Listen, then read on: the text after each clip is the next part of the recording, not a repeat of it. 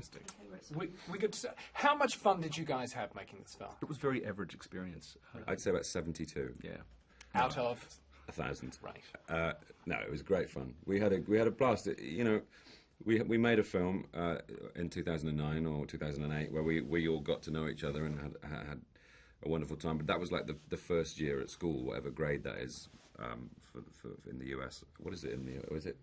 Oh, I wouldn't have a clue. He's from New Zealand. I know. Yeah. But you've been there more than me, probably. Once or twice. But this was like coming back after the summer holidays and all seeing each other again. But that summer holiday lasted 4 years. And this film goes a lot further, doesn't it, than the 2009 film? I think it's 15 minutes longer. We travelled many thousands of kilometres. Yes. Further. You know, we had a lot of fun making this film, and you know, I guess the responsibility for us collectively was to deliver a film that was bigger, was more action packed, had more heart, more character development, more laughs, and you know, and that was the objective. And I think we succeeded. This is a very crowded marketplace now. This summer particularly is bustling with adventure, and we not only had to better ourselves from the first film, but better everything else around us this summer. And I think we did. I think this is the greatest film of not just this summer, but any summer apart from the summer that Star Trek 3 comes out. And the characters themselves... why not? The characters themselves have developed quite a bit, though, haven't they, from 2009? How have your characters specifically grown? I've gone up a cup size. Yeah. Mm-hmm. I definitely spend a lot more time trying to fix things that are wrong with people, which is good. I'm a doctor. I'm supposed to do. Yeah.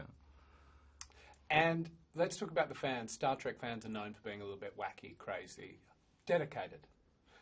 Any interesting stories you've come across with the fans so far? Interesting moments? I was kidnapped in Belgium. Tell the truth, Simon. Sorry, it was Ostend.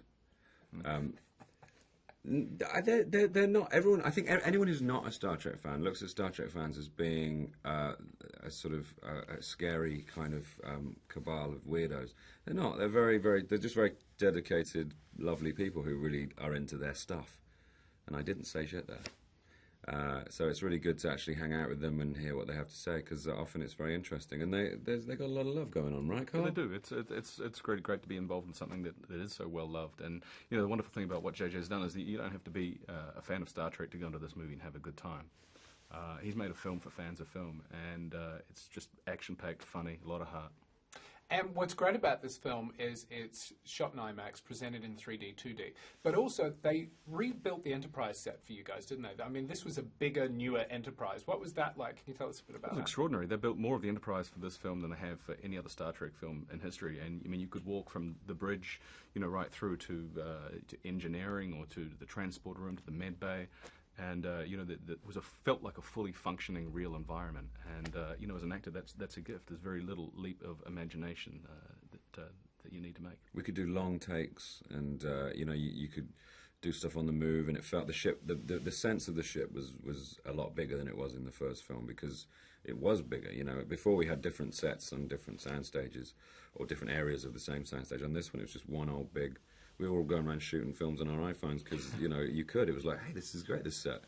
That action movie app that Bad Robot did, we were using that, bombing each other. It was great. Simon's Star Trek film is going to drop in about 3 weeks after. It's like a postscript. It's polite of you. Yeah. Favourite moments of shooting this film? Favourite moments on set? I always enjoyed lunch. Lunch is good. You know, Karl and Chris in their wetsuits was endlessly entertaining, because in between takes they just let their bellies out, and I would literally see it between Karl and Chris, these two incredibly well built men, them having a belly off. In lycra, spandex. In spandex, lycra, and those things didn't leave much to the imagination. I can only imagine. You could tell what religion they were. And on that note, thank you very much, gentlemen. Thank you very much.